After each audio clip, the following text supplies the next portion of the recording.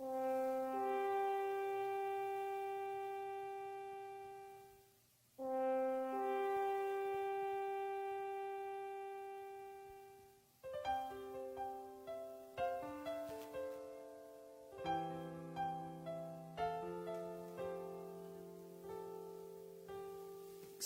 ang iyong mga mata, gumising na at magsaya.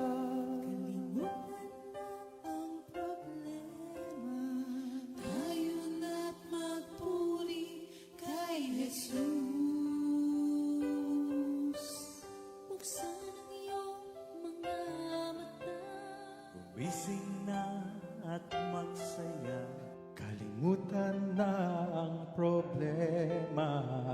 tayo na't magpuri sa Kanya.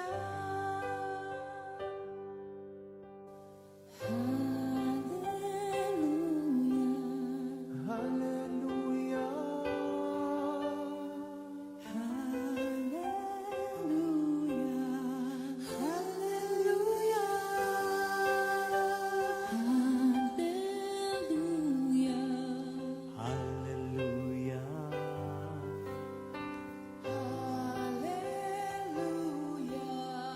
Hallelujah.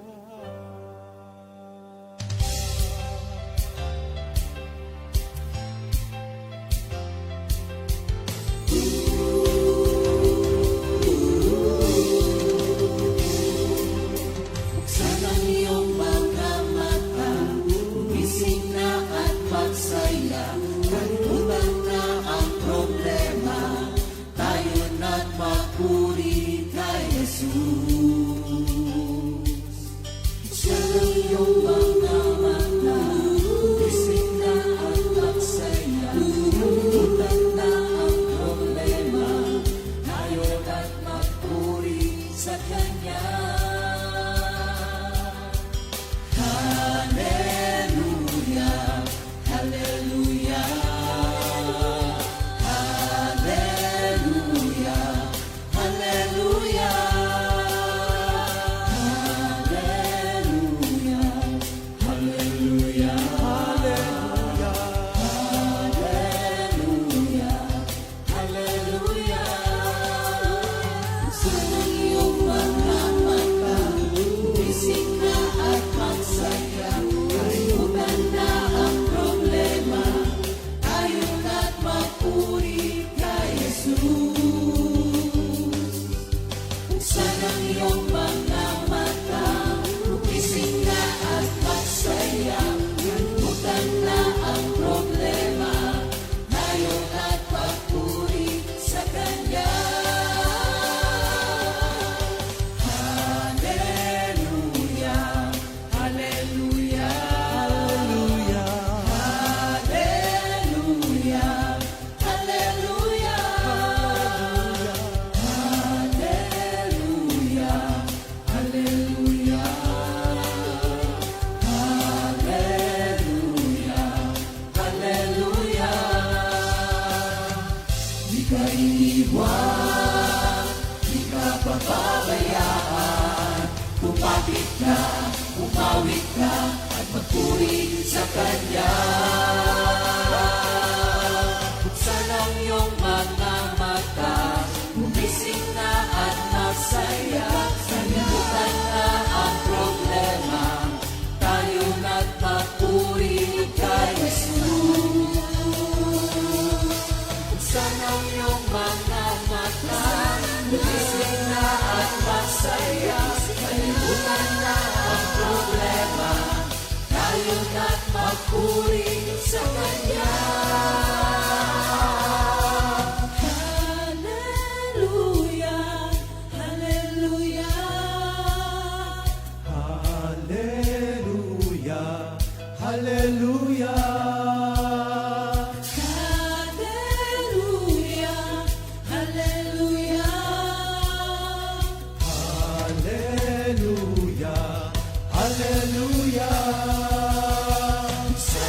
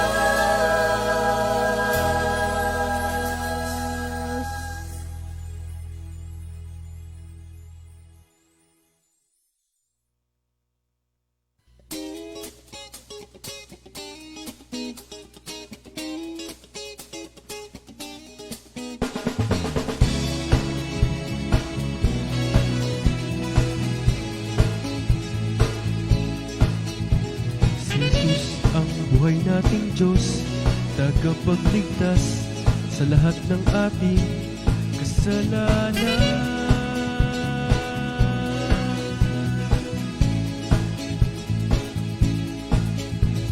Ikinawang tao at ipinago sa krus upang tubusin sa lahat ng ating pagkukulang.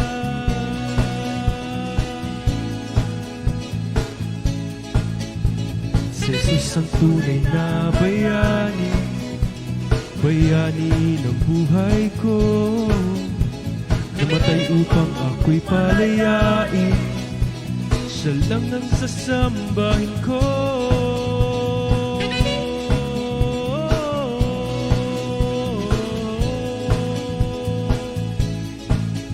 Buhay ka, O Jesus, magpakailanman ang lahat ng tao ay pupurihin ka.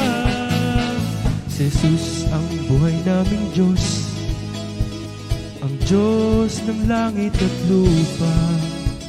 Maghahari ngayon, bukas at magpakailanman. Buhay ka, O Jesus, magpakailanman ang lahat ng tao ay pupurihin ka. Si Jesus, wala pang kaparis, kamatayan man, sa kanya'y buhay din. Inubad niya ang kanyang pagka-Diyos, makamtan lang natin kaharian ng langit.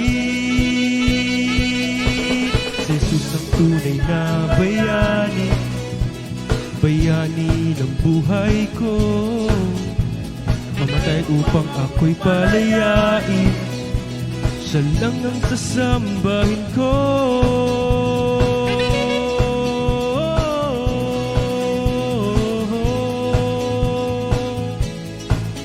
Buhay ka, O Jesus, magpakailanman ang lahat ng tao ay pupurihin ka.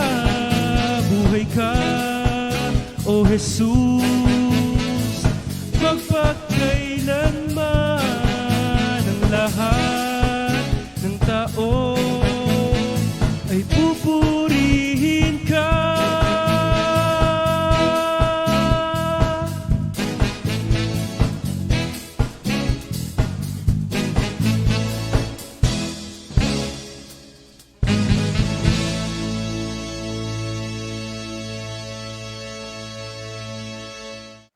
Purihin ang Panginoon. Glory to God. Glory to God. Good morning mga kapatid at napakasaya ng umagang ito sapagkat lahat tayo ay magkakasama sa isang layunin na ilahad ang kapangyarihan ng Diyos sa pagitan ng kanyang banal na salita.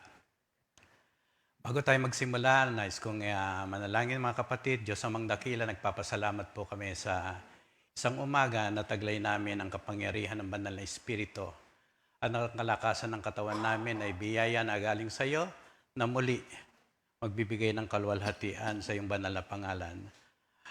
Sama po ang aming pag-aaral sa umagang ito at sa pamagitan ng banal na Espiritu ay makakamit namin ang ibig ipahiwatig ng iyong banal na salita. For you are such a wonderful God. Sa umagang ito, Lord, kaming magkakasama Sa umagang ito, katulong ang aking mga kapatid, ang aking asawa na muli ipapahagi ang banal na salita, maging kalugod-lugod sa ito ang umagang ito. All for your glory. In Jesus' name we pray. Amen. Yung ating memory verse of the week, Psalm 71, verse 20. Though you have made me see troubles, many and bitter, you will restore my life again.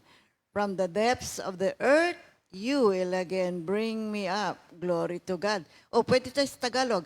Bagamat pinaranas nyo ako ng maraming hirap, bibigyan nyo akong muli ng bagong buhay.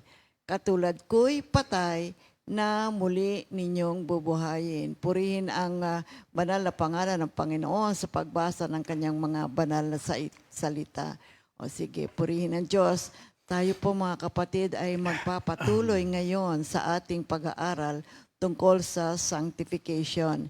Ito na ngayon yung ikatlong bahagi ng ating pag-aaral at tatalakayin natin dito sa Romans 6 verse 22 at Romans 12 verses 1 up to 2. Ito naman ay patungkol sa sanctification of the soul. Last week, tinalakay natin sanctification of the Spirit. Okay. Umpisahan natin mga kapatid. Romans 6:22. But now, having been freed from sin and enslaved to God, you derive your benefit, resulting in sanctification and the outcome, eternal life. Sa Tagalog po mga kapatid, ngunit ngayong pinalaya na kayo mula sa kasalanan at naging alipin na ng Diyos, ang natamo ninyo'y isang buhay na banal at ang ibinubungan nito'y buhay na walang hanggan. Sa Roma 12, 1 hanggang 2, kaya nga mga kapatid, alang-alang sa masaganang habag ng Diyos sa atin, ako'y nakikiusap sa inyo na ialay ninyo ang inyong sarili bilang isang handog na buhay, banal at kalugod-lugod sa Diyos. Ito ang karapat-rapat na pagsamba ninyo sa Diyos. Huwag kayong makiayon sa takbo ng mundong ito, sa halip hayaan ninyong baguhin ng Diyos ang inyong pag-iisip upang maunawaan ninyo ang kanyang kalooban. Sa gayon, magagawa ninyo kung ano ang mabuti, kalugod-lugod at ganap na kalooban ng Diyos. Sa ating pag-aaral po ng salvation, ito po ay pagpapatuloy natin ha. Okay, kunin nyo na po yung inyong mga ballpen at notebooks and you can take down yung mga iba't ibang mga Bible verses na ating pong tatalakayin. Okay. Tandaan natin mga kapatid, there are three phases of salvation. Unang-una, justification, sanctification, and glorification. When we say justification, it means saves us from the penalty of sin, and sanctification separates us from the power of sin, and glorification removes us from the presence of sin. Now, there are three tenses of salvation. The present tense is the past tense, is justification. We have been saved from the penalty of sin. Sapagkat alam naman natin na may katapat na kaparusahan ang kasalanan. Now, the present tense, yung ating kinalalagyan ngayon, tapos na tayo sa justification, sanctification na ngayon, we are being saved from the power of sin. Ito ngayon yung pagpapatuloy na ating pinangangalagaan ang kapatawaran na tinanggap natin mula sa ating Panginoon. Wala na yung kapangyarihan ng kasalanan, kaya kailangan mag-ingat tayo mga kapatid. At yung future tense ay yung glorification. And we will be saved from the presence of sin. Ang justification ay para po sa ating lahat. Sana maunawaan natin na kailangan nating lahat dumaan dito sa justification experience. At ngayon nga ay tayo ay nasa phase ng sanctification. Justification removes the guilt and penalty of sin. And however, sanctification naman removes the growth and power of sin. So tayo ngayon napatawad na, ay magsumikap tayong tunay na mamuhay na may kabanalan. Okay. And then justification is what Christ did for us by paying the penalty for our sins and imputing His righteousness to us. And so we honor Him in our thoughts, in our words, and in deeds. And sanctification, mahalagang maunawaan po natin ito at mapag-aralan natin sa malalim pang mga pamamaraan sapagkat sa pamamagitan po ng sanctification, tayo ay inihihiwalay na sa kasalanan. At ang ating kaluluwa ngayon ay magpapatuloy na matuto, malaman ng malalim pa at maunawaan natin ang karunungan ng Diyos. So, tingnan natin patuloy tayong mag-aral nito, intindihin ho natin mabuti para makapamuhay tayo ng buhay na naipagpapatuloy natin itong pagpapabanal na ginagawa ng Diyos sa buhay natin. Sapagkat sinasabi sa 1 Thessalonians 5:23, "Now may the God of peace Himself sanctify you completely, and may your whole spirit and soul and body be kept blameless at the coming of our Lord Jesus Christ." We take note na dito sa 1 Thessalonians 5:23, we are composed of 3 parts. At mahalaga dito yung salitang and, yung A and D. Kasi binanggit dito, "And may your whole spirit and soul and body be kept blameless." So binabanggit dito ang tatlong bahagi ng ating pagkatao. So, ito ay nagsasaad sa atin ngayon na ang bawat bahagi natin ay may different functions. Merong role sila sa buhay natin. As it is written in Hebrews 4 verse 12, tingnan natin. "For the word of God is living and active, sharper than any two-edged sword, piercing to the division of the soul and of spirit, of joints and marrow, and discerning the thoughts and intentions of the heart." So dito, obvious po mga kapatid, that this verse ay merong dalawang separate, no? Sinabanggit dito yung soul and spirit. So it is therefore apparent that the Word of God divides these 2 parts from each other. Okay. Tandaan po natin yan para maunawaan natin yung ating pag-aaral. Kasi kailangan maunawaan natin ang pagkakaiba ng espiritu at ng kaluluwa. Okay. The meaning of sanctification. Ano Balikan ba yan? muna natin ulit yung Yes. meaning ng sanctification.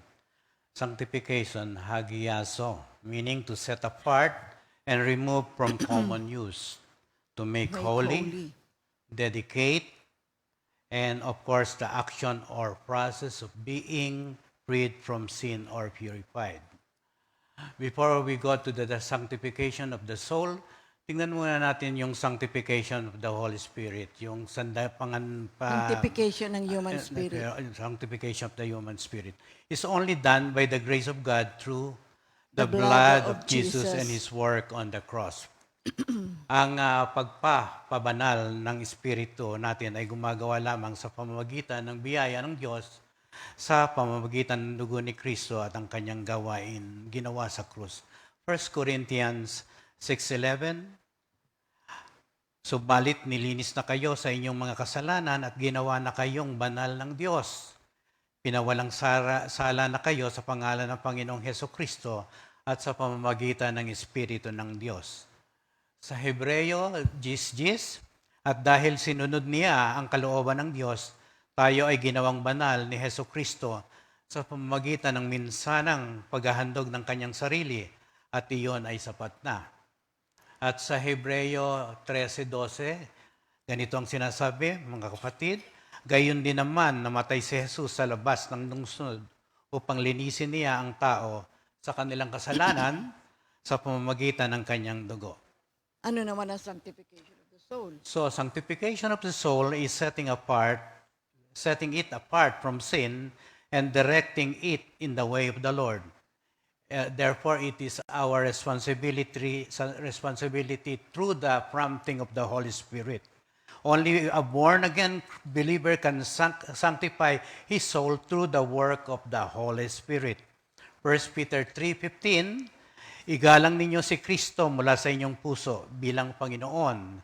Lagi kayong maging handang sumagot sa sino mang humihingi ng paliwanag sa inyo tungkol sa pag-asang nasa inyo. And of course, sa 2 Timothy 2:21, ang sino mang lumalayo sa kasamaan ay katulad ng sisidlang natatangi, malinis at karapat-dapat gamitin ng may-ari para sa lahat ng mabubuting gawain. Mga kapatid, ang proseso ng pagkontrol sa ating laman, the flesh, pagbubukod nito sa kasalanan at pagtutuon nito sa daan ng Panginoon ay tinatawag na pagpapabanal sa kaluluwa.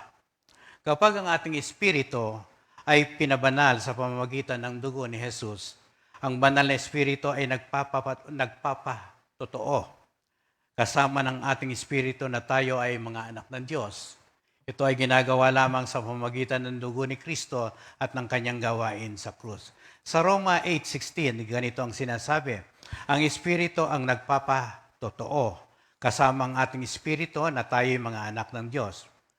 Therefore, wala nang may dadagdag sa ginawang ito ni Jesus sa krus. Tanging siya lamang ay may kakayanan na gawin ito.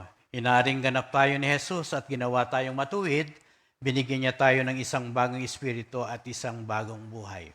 Sa Ezekiel 19:20, ito Ezekiel 11:19-20, ganito ang sinasabi, bibigyan ko sila ng bagong puso at bagong espiritu, ang masuwayin nilang puso ay papalitan ko ng pusong masunurin, upang lumakad sila ayon sa aking mga tuntunin at sumunod sa aking mga utos. Sa gayon, magiging bayan ko sila at ako ang kanilang magiging Diyos. So sa pamamagitan lamang niya, of course, tayo ay ibinangon mula sa kamatayan tungo sa buhay na nakaugnay sa Kanya. Ito ang walang bayad na kaloob ng biyaya ng Diyos. Ito ay hindi sa ating sarili upang ang sino man na hindi makapagyabang o makapagmalaki. Sa Efeso 2:8-9, ito ang sinasabi, sapagkat dahil sa kagandahang loob ng Diyos, kayo ay naligtas sa pamamagitan ng pananampalataya at ito'y kaloob ng Diyos at hindi mula sa inyong sarili. Hindi ito bunga ng inyong mga gawa, kaya't walang may pagmamalaki ang sinuman. Ang Panginoon ay may plano para sa ating kaligtasan. Nais ng Diyos na tayo ay makibahagi sa kanyang plano ng redemption o pagtutubos sa tao. Ang tao ay nagkasala at kailangan tubusin sa kasalanan. Ngayon na nagpasya tayong tanggapin si Kristo sa ating buhay, maaari na tayong makibahagi, makiisa, makilahok sa isang bagay na higit na dakila kaysa anumang bagay na maiaalok ng mundong ito. Sa ating pakikipag-isa kay Kristo ay magkakaroon tayo ng masaganang buhay. Sa piling niya, magkakaroon tayo ng hindi maipaliwanag na mga kagalakan, ganap at kasiyasiyang buhay. Ngayon, palamang dito sa lupa hanggang sa buhay na walang hanggan. Ito ang nararanasan natin, mga kapatid.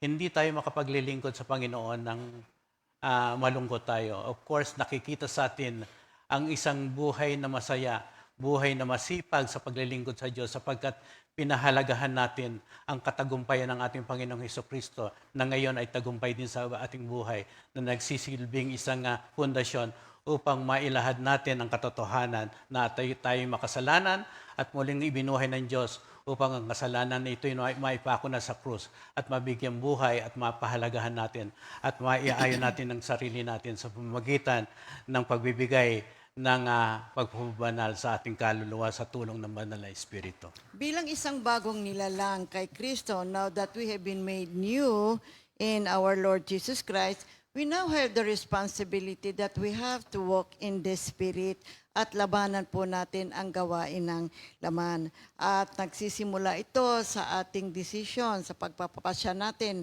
na tanggapin natin ang ating Panginoon at siya lamang ang pipiliin natin sa lahat ng ating mga ginagawa. Meaning we have to choose Jesus Christ sa anumang ginagawa natin. Diba? Kasi every day of our lives, every moment, we have to make choices and decisions. And it has to be para sa ating Panginoon. Mabigyan natin siya ng kaluwalhatian. Kaya kapag tayo po ay merong gagawin, ano man yan, tanungin natin ang ating sarili, ito ba ay makapagbibigay ng luwalhati sa aking Panginoon? Ito ba ay makapagsisiya ng kanyang puso? Ano ba yung mga choices natin na makapagbibigay ng kaluwalhatian sa ating Diyos? Kaya kinakailangan sa buhay natin, tayo na bilang mga napatawad na at nalinis na sa ating kasalanan, ay maipakita natin ang liwanag ng ating buhay. Ang ilaw natin ay mabuting makita ng maraming mga tao. Yung ating mga mabubuting gawa ay makita nila na tunay na nga pala na merong Diyos. And so by so doing, ay mabibigyan natin ng kaluwalhatian ng ating Panginoon. At yan ay matatagpuan natin sa Matthew 5 verse 16.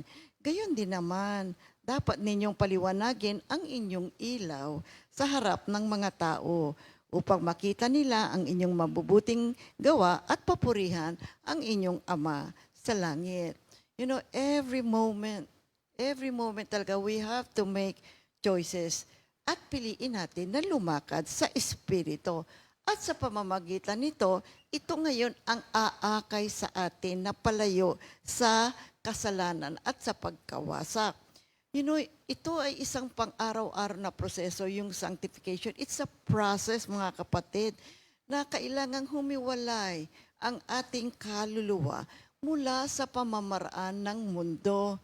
At sa lahat ng kasalanan, sa lahat ng mga katiwalian, sapagkat ito ay hindi makabubuti sa ating buhay. Kailangang iugnay natin araw-araw ang buhay natin sa daan ng Panginoon, the way of the Lord, at ng kanyang banal na Espiritu. That's why we have to put aside, we have to remove, alisin natin ang lahat ng karumihan at anumang natitira pang kasalanan na nakikita nating naririyang pa sa ating pagkatao. Kaya dito sa Galatians 5:16 to 18, sinasabi ko sa inyo, mamuhay kayo ayon sa Espiritu at hindi ninyo pagbibigyan ang mga pagnanasa ng laman, sapagkat ang mga pagnanasa ng laman ay laban sa kagustuhan ng Espiritu at ang kagustuhan ng Espiritu ay laban sa pagnanasa ng laman. Magkalaban ang dalawang ito, kaya napipigilan kayo sa paggawa ng nais ninyong gawin. Kung pinapatnubayan kayo ng Espiritu, wala na kayo sa ilalim ng kautusan. Kaya yung James 1:21, kaya talikuran na ninyo ang inyong maruming gawa at alisin ang mga masasamang asal. Magpakumbabang tanggapin ninyo ang salitang itinanim sa inyong puso at ito ay may kakayahan na magligtas sa inyo. So sa ating pag-aaral ngayong umaga, ay ano nga ba ang ibig sabihin ng sanctification of the soul? Yeah, sanctification of the soul is separating sin from your soul. Kapag si Jesus ay naging Panginoon ng ating buhay, mga kapatid, ang banal na Espiritu ay pumasok sa ating human spirit, of course, at ginagawa itong bago. Yeah. The human spirit ay ginawang bago at muling isinilang. Isang bagong nilalang na nakaugnay kay Kristo Jesus. Kaya nga dito sinabi sa 2 Corinthians 5:17, kaya't kung nakipag-isa na kay Kristo ang isang tao, isa na siyang bagong nilalang, wala na ang dati niyang pagkatao, sa halip ay napalitan na ng bago. Ang ating reborn human spirit, ang nagbibigay sa ating kaluluwa, yung soul, ng kalakasan at kapangyarihan upang gawin ang mga aral at utos ni Kristo. Ang kaluluwa ay binubuo ng ating isip, kalooban at damdamin. Ito ang tinutukoy sa Biblia na minsan ay binabanggit nating puso. Yung hindi natin nakikita na pisikal, mga kapatid. Choices and decisions, napakahalaga nito.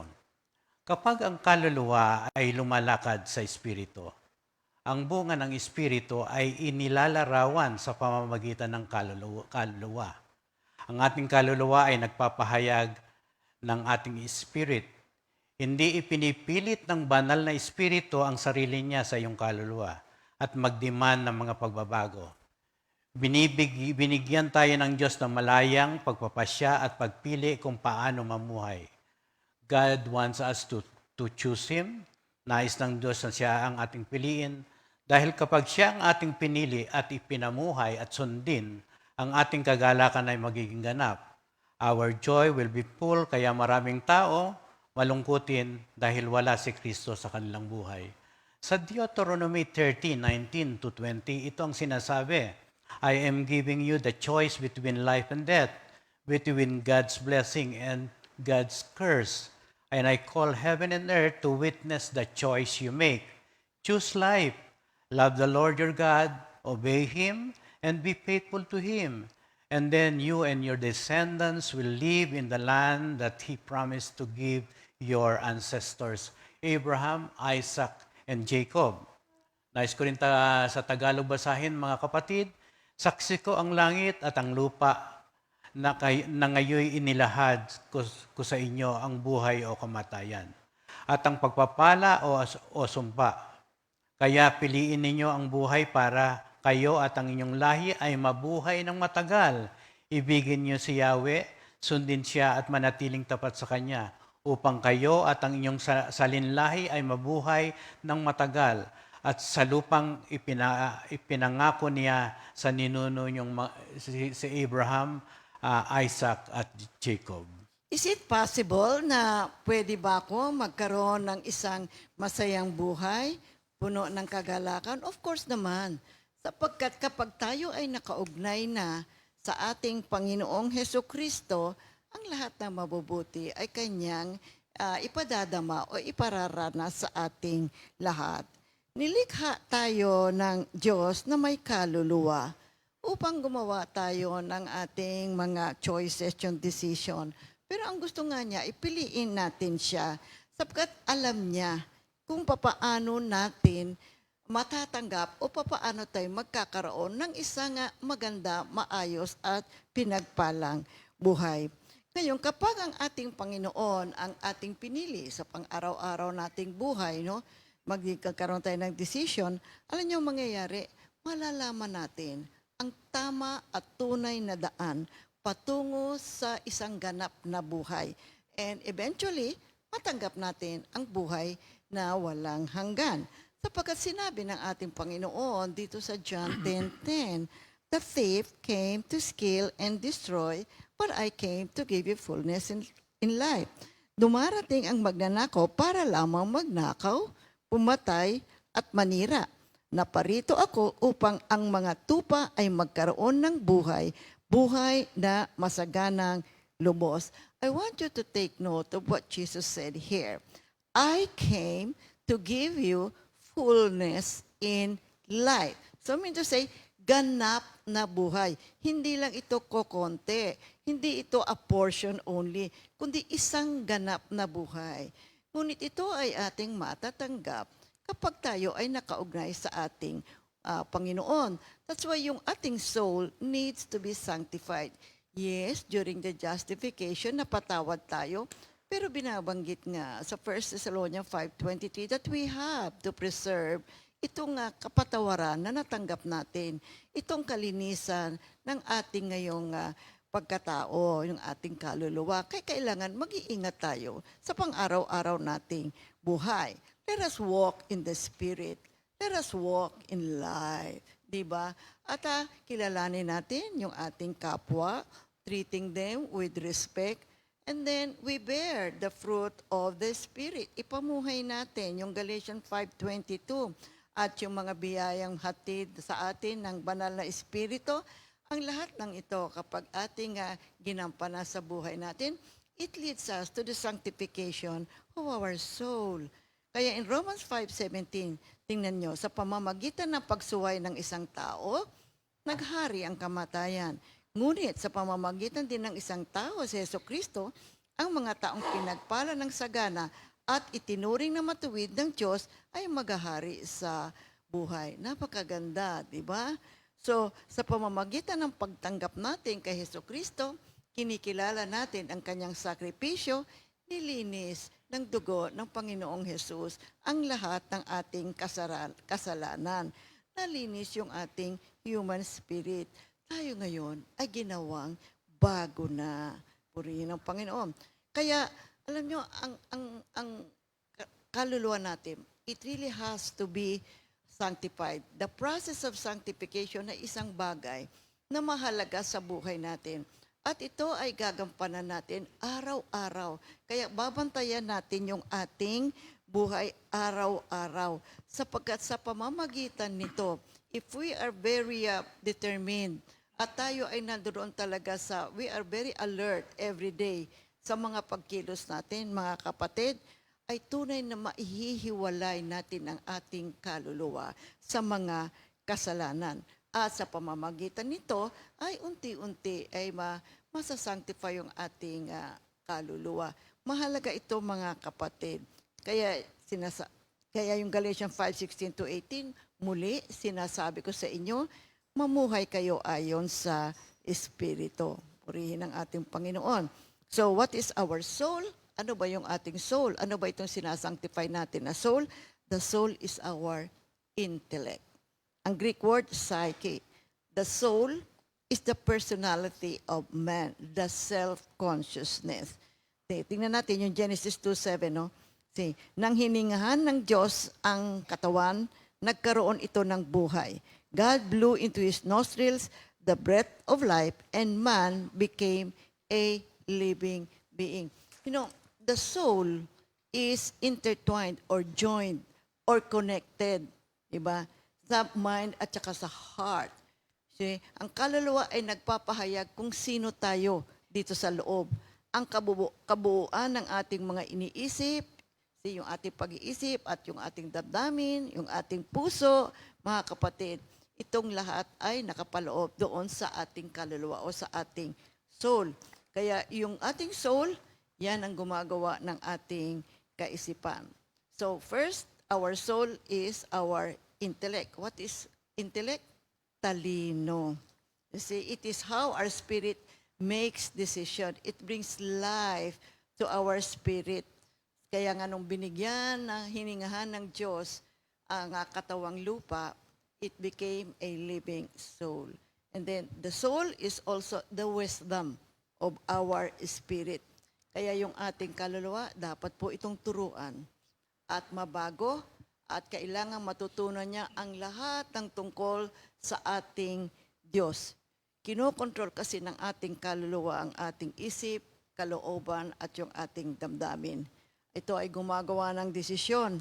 At dahil nga yung ating kaluluwa ay may bahid ng kasalanan, dapat ho talaga itong ma-renewed at panatilihin natin palaging connected yung ating kaluluwa sa ating Panginoon upang yung mga decision making natin at yung mga pagkilos natin araw-araw ay makapagbibigay ng luwalhati sa ating Panginoon. Ang ating kaluluwa ay kailangang matuto tungkol sa karunungan at mga kaalaman tungkol sa Diyos. So it has to be renewed with wisdom and knowledge of our God. Of course, ang kaluluwa, isip, kalooban at damdamin ng isang born-again na tao ay dapat mabago upang iayon ang sarili at mga aksyon nito sa kanyang reborn spirit. Kung talagang tunay kang born-again Christian, kailangan maipahayag sa iyong damdamin, sa iyong kaluluwa at sa iyong isip ang lahat ng isang born-again spirit. Kaya nga, ang mahinang kaluluwa ay pipiliin pa rin ang mga paraan ng mundong ito kaysa sa mga bagay ng Diyos na makalangit. Maliban kung kung tayo ay buhayin ng, of course, ng karunungan, pangunawa at kaalaman kay Hesukristo, makakaiwas tayo. Habang ang isang kaluluwa ay nababago, ito ay hinuhubog sa tunay na kaalaman ni Jesus. Sa Galatians 5:16, sinasabi ko sa inyo, mamuhay kayo ayon sa Espiritu at hindi nyo pagbibigyan ang mga pagnanasa ng laman. And so therefore, this is done by walking in the Spirit. Mamuhay po tayo ayon sa banal na Espiritu. Kaya dito nga sa binasa natin sa Romans 12:1, 21 and 2, ang kaluluwa ay dapat na mabago sa isang bagong paraan ng pag-iisip. renewing of the mind. Basahin ko muli mga kapatid, ano? Kaya nga mga kapatid, alang-alang sa masaganang habag ng Diyos sa atin, ako'y nakikiusap sa inyo na ialay ang inyong sarili bilang isang handog na buhay, banal at kalugod-lugod sa Diyos. Nakakatuwa na ihandog ang inyong buhay na banal at kalugod-lugod sapagkat yun ang nais ng Diyos. Ito ang karapat-rapat na pagsamba ninyo sa Diyos. Huwag kayong makiayon sa takbo ng mundong ito. Sa halip, hayaan ninyong baguhin ng Diyos ang inyong pag-iisip upang maunawaan ang kanyang kalooban. Sa gayon, magagawa ninyo kung ano ang mabuti, kalugod-lugod at ganap na kalooban ng Diyos. Nabanggit it sa verses na to, yung word na do not conform. Ano po ba ibig sabihin ng do not conform? Alam niyo yung buhay natin, punong-puno po tayo ng mga samot-samot-saring mga bagay sa ating kaisipan. We are always under pressure. There is so much pressure in the world. There is so much pressure from unbelievers. There's so much pressure from the devil. Mga iba't ibang sitwasyon sa buhay natin. Ano ang laman ng kaisipan ng isang tao? Tingnan mo, isipon naman lang, may isang picture. Pagkatapos, meron ditong mabigat na parang batong malaki na gumaganong pa kanya, palagi gumaganong ganon. Alam mo yan ang buhay natin eh. Para bang araw-araw na lang merong tumatapat dito na mabigat sa ating pagkatao. Yeah, there's really so much pressure. And sometimes, we pressure ourselves. Tayo rin ang gumagawa ng mga stress natin sa buhay natin. Kaya sabi ng Panginoon, this world will make you suffer talaga. Kailangan talaga magbago ang inyong mga kaisipan. Do not conform to the standards of this world.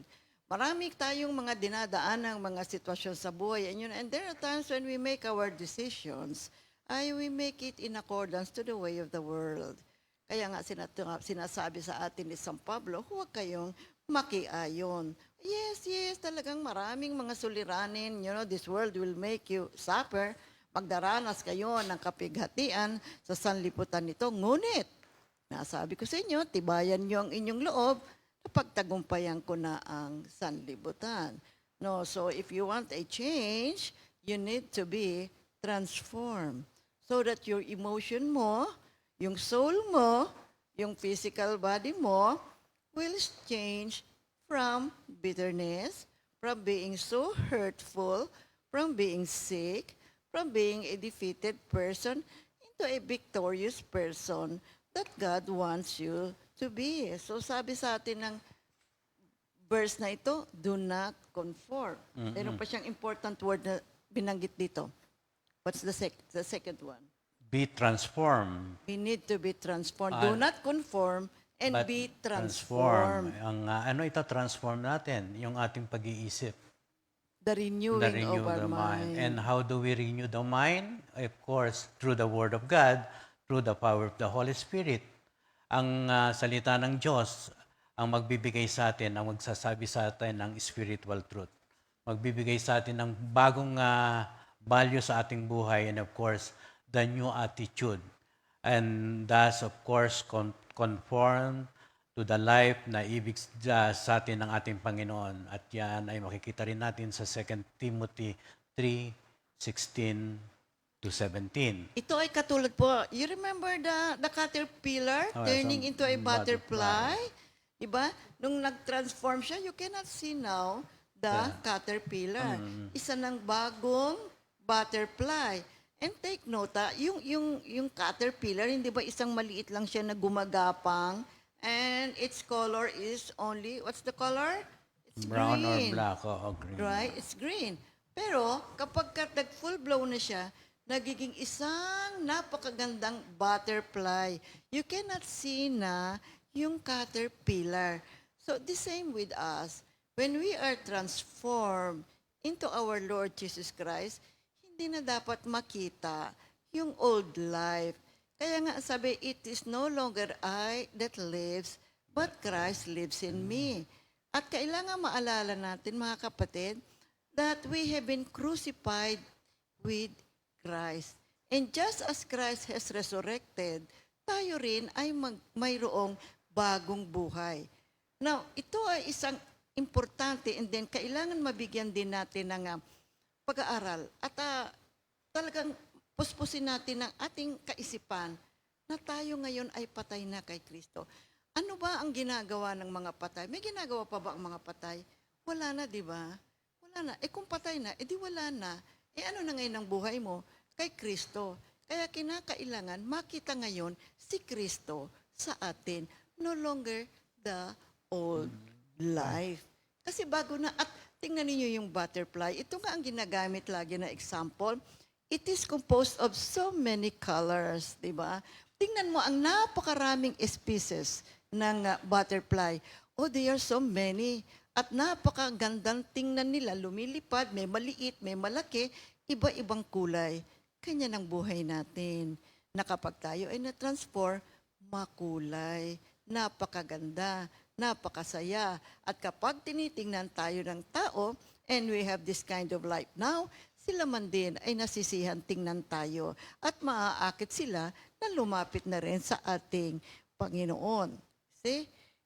A caterpillar is transformed into a butterfly, nagbabagong anyo, tayo man din, mga kapatid, ay may bagong anyo.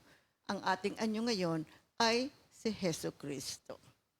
That's why the knowledge about God is important. At Mahalaga po. Kaya kailangan natin yan, mga kapatid.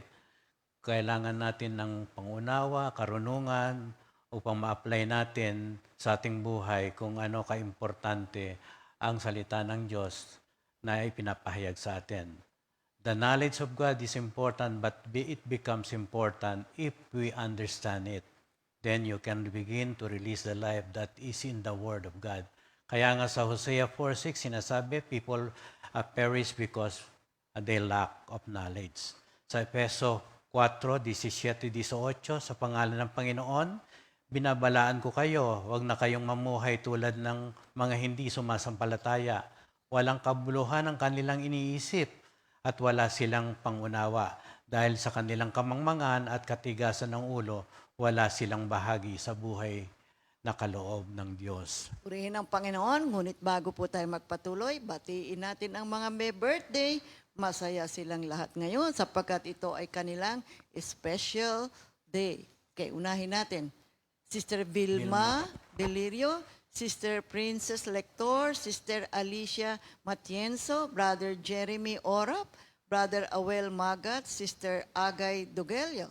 At happy anniversary kay Brother JR and Sister Marie Sahul, Brother Jason and Sister Rina Lansangan.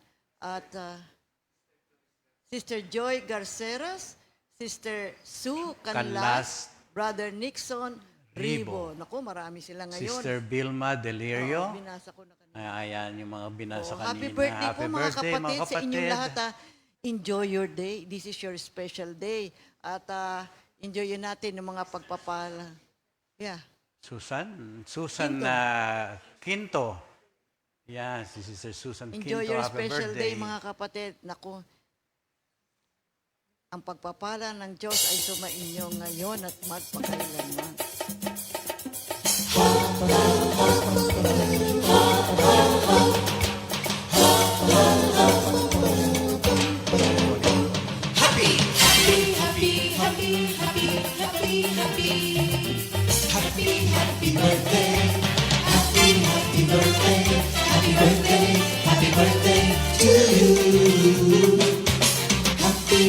Anniversary, happy anniversary, happy anniversary. Happy anniversary! May the good Lord doesn't leave you, may the Lord's light shine upon you. Happy anniversary to you. Happy birthday to you.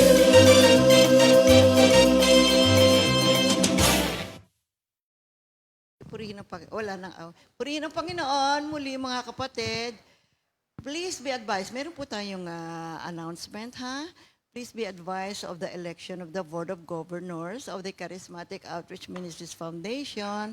Now, it's gonna be on February 10, 2024, and it's a Saturday. Saan? dito sa ating Comfy Worship Center sa BF Homes, Parañaque City. At ang ating oras, 7 o'clock a.m. up to 3 o'clock p.m. So maaga po, magbubukas na ang ating polling place at maaga na rin po kayong pumunta.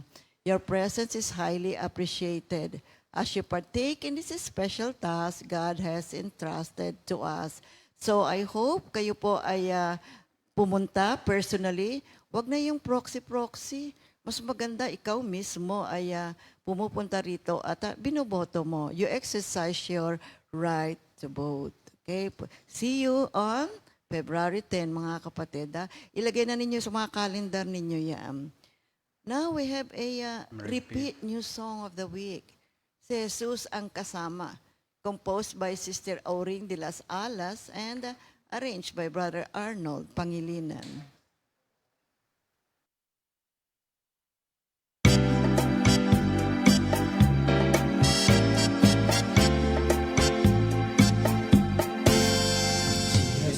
Si Jesus ang kasama. Si Jesus ang kasama. Huwag matakot, huwag mangamba. Di dapat mag-alala. Si Jesus ang kasama. Si Jesus ang kasama. Huwag matakot, huwag mangamba. Di dapat mag-alala. Di iwanan, di pababayaan, tayo ay kanyang sasamahan. Di iwanan, di pababayaan, tayo ay kanyang sasamahan.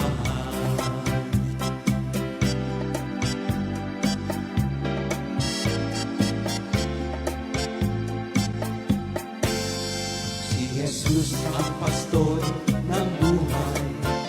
Kay Jesus walang pagkukulang. Mga bangka natin ay aapaw. Sisila'y di mawawala.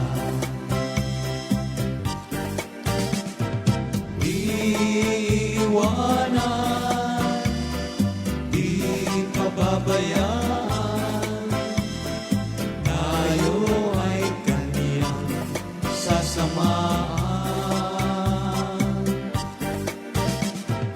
Di iwanan, di pababayaan, tayo ay kaniyang sasamahan.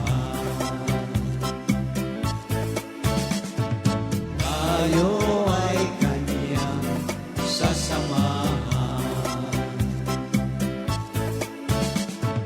Tayo ay kaniyang sasamahan.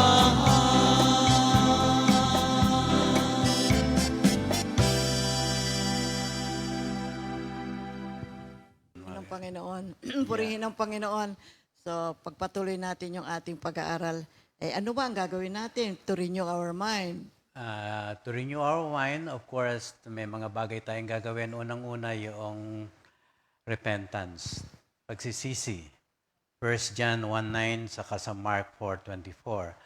When you say repentance, ito'y tinatawag na metanoia, to change one's way of life as the result of a complete change of thought and attitude with regard to sin and righteousness.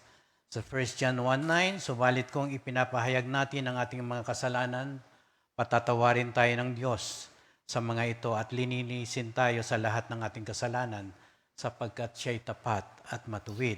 Mahalaga po yung repentance, mga kapatid. At yan naman ay tinatalakay ng tuwing Tuesday at saka Thursday, no, mga kapatid. Mahalaga po kasi we have to admit first and foremost, meron tayong pagkakamali. Kasi paano natin mababago yung ating kaisipan kung iniisip naman natin, wala naman akong ginagawang kasalanan I'm all right, I'm okay, I do good things every day. Iba yung ganun. But kapatid, meron po tayong pagkukulang, every day of our lives. Kaya manalangin tayo, lumapit tayo sa ating Panginoon, ihingi natin ng tawad. Pati na yung mga hindi natin naaalala na nagawa na natin mga pagkukulang, hingi natin ng tawad sa ating Panginoon. Ang gagawin. And of course, we have to study the Word of God. Sa Mark 4:25, ang mayroon ay bibigyan pa. Ngunit ang wala, kahit ang kakaunting nasa kanya ay kukunin pa. Anong ibig sabihin nito mga kapatid? The measure and thought of study, the Word of God, ay magbibigay sa iyo kung ano ang pinag-aralan mo, yun din ang kapangyarihan na ibibigay sa iyo ng ating Panginoon. And the ability and a revelation at knowledge na makakamit mo sa pag-aaral ng salita ng Diyos. Kung wala kang pag-aaralan, wala kang makakamit na revelation o kapangyarihan sa ating Panginoon. Kaya what will you get out of the Word of God is what you put in it, mga kapatid. Kaya nga, mabuti at ini-encourage tayo na talagang mag-aral ang salita ng Diyos. Besides, napakasarap naman mag-aral. Alam nyo, kapag nagbasa ka ng Biblia, and then you get a revelation while reading, ay, di ba nakakatuwa?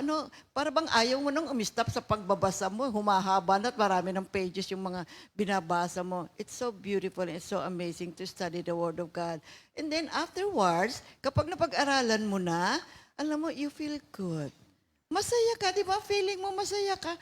Bagamat minsan, napuyat ka na, magdamag ka na nag-aral, pero you feel good. Masaya ka. So, the time, the effort, the thought and the measure na inilagay mo sa iyong pag-aaral, babalik din yan sa iyo. Kasi sa iyong pag-aaral, sino bang matututo? Ikaw naman eh. Di ba? Sino ba ang bibigyan ng revelation ng Panginoon? Ikaw naman eh. Dahil kasi ikaw yung nag-aral. Kaya kung magiging mahusay, mabuti ang ating pag-aaral, yan din po ay babalik sa atin sa masaganang biyaya na nagmumula sa banal na Espiritu. Kaya nga pag umaga, pag salita na ng Diyos ang ating ipinahayag, makikita natin mga kapatid that every thought ay magiging captive kapag sinunod natin yung salita ng Diyos na pinag-aaralan natin. Yeah, we have to take every thought captive and make it obey Christ. Kaya lang kung minsan, pinagbibigyan natin kung ano yung naiisip natin. Kaya nga, binanggit natin kanina, we have to make the right choices and decisions. At sinasabi ng Panginoon sa atin, piliin natin ang ating Panginoon at piliin natin yung mga pagkilos na makapagbibigay ng kaluwalhatian sa ating Panginoon. Dito nga sa John 17, verse 17. Okay. Jesus. Sanctify them in the truth. Your word is truth. So, mga kapatid, our thinking must be transformed from old ungodly ways of thinking into new godly ways of thinking. Sapagkat napakabilis natin mag-isip. Hindi mo ba napapansin yan? Pag naisip mo, may action kagad sa'yo. Hindi mo minsan nakikita, uy, mali pala yung bigla akong pagkakasabi, bigla ko yung nagawa. So, yung huli na, pag naisip mo na nagkamali ka, so kailangan talaga na makapture kagad yung ating pag-iisip sa magitan ng salita ng Diyos. And then, we don't live by feelings. We live by faith. Kaya kung meron tayong gagawin, pause for a moment. You really don't have to pause for a long time. Only for a few seconds. Just stop for a while. And then think and lift up that moment to God. And God will guide us and give us the wisdom para po maitama natin ang ating pagkilos. Yung 2 Corinthians 10:4-5, ang sandata namin sa pakikipaglaban ay hindi makamundo, kundi ang kapangyarihan ng Diyos na nakakapagbagsak ng mga kuta. Sinisira namin ang mga maling pangangatwiran. Ginagapi namin ang lahat ng pagmamataas laban sa kaalaman tungkol sa Diyos at binibihag namin ang lahat ng isipan upang matutong sumunod kay Kristo. So here we see it's very important na alagaan natin yung ating mga iniisip.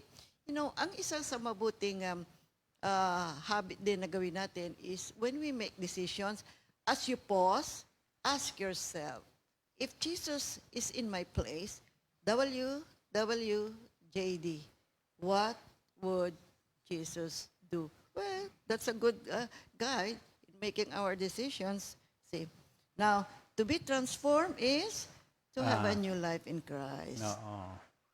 Kaya accept responsibility for your thoughts. Magbago ng kaisipan. Yan ang ibig sabihin niyan, mga kapatid. Genesis 4:7. Kung mabuti ang ginawa mo, dapat ka magsaya. Kung masama naman, ang kasalanan ay tulad ng mabangis na hayop na laging nag-aabang upang lapain ka. Nais nitong pagharian ka, kaya't kailangan mapaglabanan mo ito. Tunay nga, mga kapatid, pag nakita natin, madali tayong maiganyo. Kaya kailangan talaga na ma-accept natin yung responsibility na ang ating kaisipan ay mabilis na mag-isip ito. Kaya kung ito'y bago, makikita natin ang pagbabago na kailangan natin sa buhay natin ngayon, mga Ang kapatid. bagong kaisipan, mga kapatid, mayroong pag-iingat. May pag-iingat, mga kapatid. Mayroong control. Okay. Yung Romans 12:21. Romans 12:21, huwag kayong magpadaig sa masama, kundi daigin ninyo ng mabuti ang masama. Okay, next. Change your mind. Once na ma-change natin ang ating pag-iisip, ma-change ang ating behavior. Sa Romans 12:2 na binasa natin kanina, mga kapatid. So, ang kailangan natin na laging madisiplina ang ating kaisipan. Renewing it from the Word of God, at kailangan matransform ito sa pamamagitan pa rin ng kapangyarihan ng Banal na Espiritu, at laging nabibigyan natin ng kahalagahan ang salita ng Diyos sa tulong ng Banal na Espiritu. And of course, we seek counsel at wisdom sa ating mga, of course, kanino pa? Sa ating mga pastor, sa mga nakakatanda sa atin, yung mga nagbibigay ng salita ng Diyos. Sino pa ba makapagbibigay sa iyo ng salita? Hindi naman yung mundo eh. Nagbabasa nga tayo, subalit kung wala namang magbibigay ng kahulugan dito, wala rin pakinabang, mga kapatid. Kaya sa 1 Peter 5:7, ipagkatiwala ninyo sa Kanya ang inyong mga kaalalahanin sa buhay, sapagkat Siya ay nagmamalasakit sa inyo. Sa James 1:5, ngunit kung ang sino man sa inyo ay kulang sa karunungan, humingi siya sa Diyos at Siya ay bibigyan, sapagkat ang Diyos ay nagbibigay ng sagana at hindi manunumbat. And of course, i-focus natin yung ating yung mga tamang kaisipan sa mga tamang bagay. Philippians 4:8, mga kapatid, lagi niyong isaisip ang mga bagay na karapat-dapat at kapuri-puri, mga bagay na totoo, marangal, matuwid, malinis at kaibig-ibig at kagalang-galang.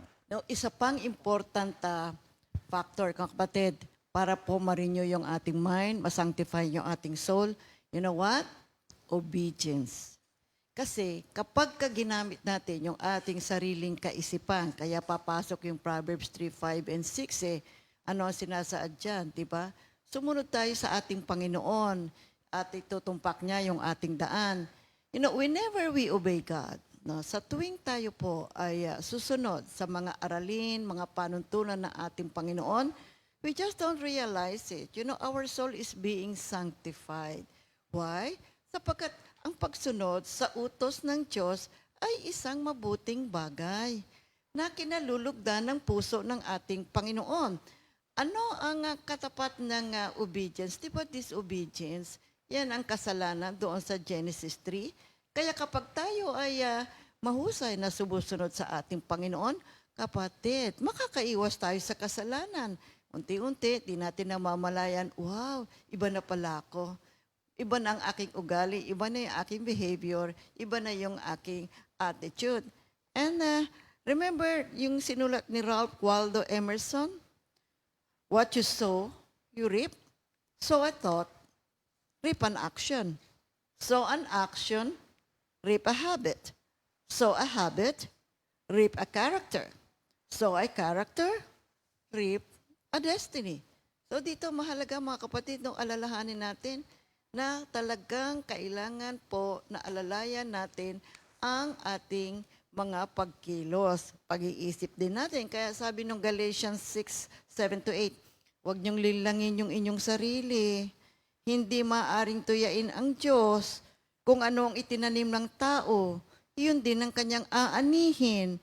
Ang nagtatanim para sa sarili niyang laman ay aani ng pagkabulok mula sa laman. Ngunit ang nagtatanim para sa espiritu ay aani ng walang hanggan. So we have to walk in the Spirit. Let us abide in the love of God. So, at ano mangyari? Kapatid, napakasaya ng buhay natin sapagkat kasama natin ang Diyos, kasama natin ang banal na Espiritu sa buhay natin. At ang ano pa magaganap nito ay, kapatid, ang kasiyahan ng isang malinis na puso ay tunay na kasiyasiya sa puso ng ating Panginoon. Kaya sabi nga ni Lord, John 15:9-11, kung papaanong inibig ako ng Ama, gayon din naman, iniibig ko kayo. Manatili kayo sa aking pag-ibig kung tinutupad ninyo ang aking mga utos. Mananatili kayo sa aking pag-ibig kung papaanong tinupad ko ang mga utos ng aking Ama at ako'y nananatili sa kanyang pag-ibig. We have been given life and we have been made new in Christ sa pamamagitan po ng grasya ng Diyos Ama na kanyang iginawad sa atin. Okay. Yan ay makikita natin sa Efeso 1:6, dahil sa pag-ibig ng Diyos, pinili niya tayo upang maging anak niya sa pamamagitan ni Heso Kristo ayon sa kanyang layunin at kalooban. So kung ang ating espiritu ay malinis at tinugasan na ng dugo ni Jesus, isuot na natin ang bagong sarili na malayang ibinigay sa atin at iayon ang ating pisikal na katawan at kaluluwa upang makaayon sa ating muling isinilang na buhay. At tanggapin natin ng katotohanan na hindi natin magagawa ito kung wala ang banal na espiritu na siyang kumikilo sa ating buhay. Efeso 4:23 hanggang 24, magbago na kayo ng diwa at pag-iisip at ang lahat ninyong isuot ay ang bagong pagkatao na nilikhang kalarawan ng Diyos at nahahayag sa matuwid at banal na pamumuhay ayon sa katotohanan.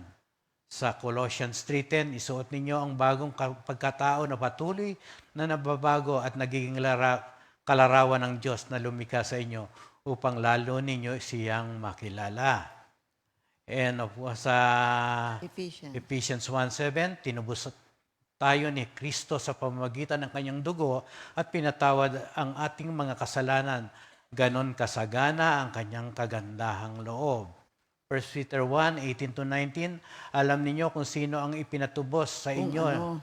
Kung ano ang ipinatubos sa inyo sa walang kabuluhang pamumuhay na inyong minana sa inyong mga magulang.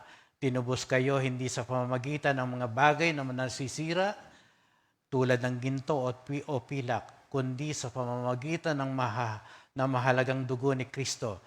Siya ay tulad ng korderong walang dungis at kapintasan.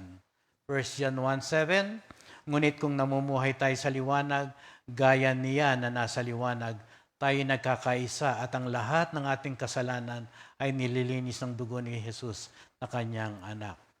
So, paano pa rin maririnyo yung ating mind?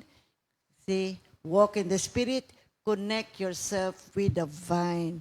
Abide in our Lord Jesus Christ, and let His word abide in us, and let us walk in love.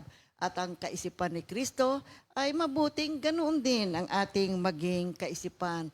Siya po ay nagpakumbaba at sinunod ang mission na iniatang sa Kanya ng Diyos Ama. At sa pamamagitan nito, tayo po ay nagkaroon ng bagong buhay. Kaya sabi nga ng ating Panginoon sa John 15:5, ako yung puno ng ubas, kayo yung sanga. Ang nananatili sa akin at ako sa Kanya, ang siyang nagbubunga na sagana sapagkat wala kayong magagawa kung kayo'y hiwalay sa akin. Kaya mabuti po palagi mga kapatid, no? Alalayan natin yung ating buhay. Lagi tayo nakakonekta sa ating Panginoong Hesukristo sa pamamagitan ng kanyang mga banal na salita. At yung Philippians 2:5-8, naway magkaroon din tayo ng isang kaisipan tulad ng ating Panginoon. Kaya tayo ay hinihikayat ni San Pablo na matamo natin ang karunungan at ganap na kaalaman sa ating Diyos. Kaya nga tayo nag-aaral tinatalakay natin muli ang patungkol doon sa salvation, yung justification, sanctification, yung repentance, yung forgiveness, and then tatalakay din tayo ng glorification later on. Mahalaga pong bagay ito, mga kapatid, kasi kailangan po talagang humiwalay tayo sa kasalanan. At ingatan natin, i-preserve natin ang kapatawaran na iginawad sa atin ng ating Panginoon. At patuloy tayo na undergo natin yung process ng sanctification. Ang kaluluwa po ay kailangan mapabanal at mabago. At ito'y magaganap lamang sa pamamagitan ng kapangyarihan ng banal na Espiritu Santo. Kaya ang ating buhay ngayon, binuhay dahil sa kapatawaran ng ating mga kasalanan. Wala na po tayo, ang dating buhay wala na, tayo po ngayon ay nakaugnay na sa ating Panginoon. Kaya sinabi nga ni Lord sa Ezekiel 11:19-20, "And I will give them one heart and put a new spirit within them.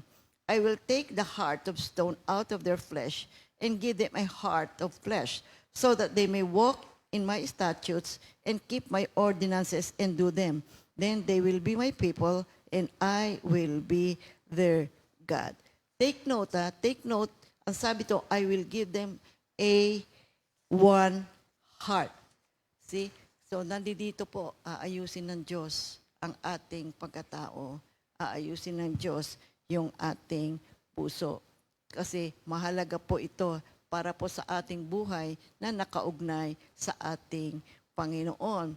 Kasi kaya alalayan natin, pag-isipan natin ang ating mga pagkilos, ang ating mga decision makings, at naririyan palagi ang banal na salita ng ating Panginoon. So our soul is renewed, na bago na. Hindi lang po ito isang bagay na dapat nating baliwalain, bagkus ito po ay isang importanteng bagay na naganap sa buhay natin nang tayo po ay nag-undergo ng justification at ngayon tayo po ay nasa sanctification process. So as our soul is sanctified, alam nyo, nagaganap sa buhay natin, napansin nyo ba, nang matapos tayo mag-undergo ng justification, pinaupo tayo ng Diyos lahat sa pag-aaral sa salita ng Diyos kasi kailangan pong matuto tayo. We need to gain the knowledge about God at ang Kanyang panuntunan sa buhay natin. Yung Kanyang mga pamamaraan, kailangan po maunawaan natin ang lahat ng iyan. So what does it mean? God wants us to be involved in His plan of redemption and we need to cooperate. You see, mahalaga ito. Kaya pinag-aaralan natin ang lahat ng ito.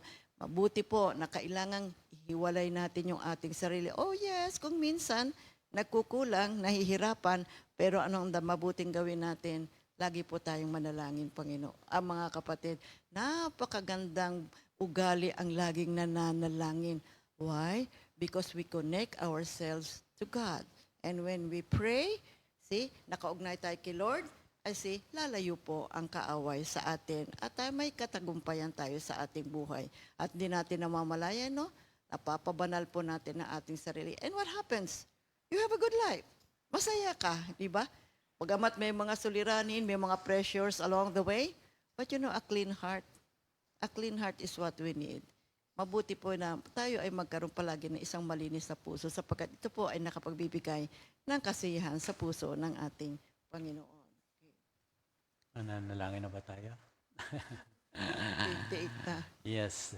Diyos sa mandakila, nagpapasalamat po kami sapagkat ang buhay na ito ay inilan mo upang ang mission mo na makapag-evangelize, magamit ang iyong kapangyarihan na ibigay sa amin. Nagpapasalamat po kami, Lord, sa pagbabago ng aming buhay spiritual. Lalong-lalo na ngayon na patuloy laganap ang kasamaan.